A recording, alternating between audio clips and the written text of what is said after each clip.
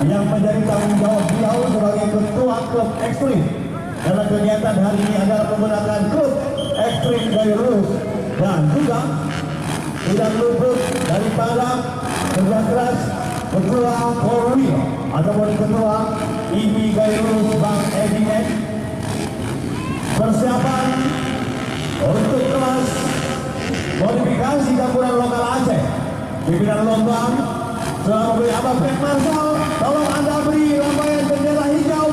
Kalau lintasan sudah steril biar pimpinan lomba mengetahui. 15 detik. Konsentrasi. Iya, go. Ini memastikan daripada PJ Bupati Gaya Lurus ada 9 pembalap lokal Aceh. Ini mereka melakukan pertarungan untuk kelas modifikasi campuran lokal Aceh. Ini merupakan pembalap-pembalap non-juara. Ada 9 pembalap, tetapi akan diambil 6 juara untuk mendapatkan posisi ke grand final.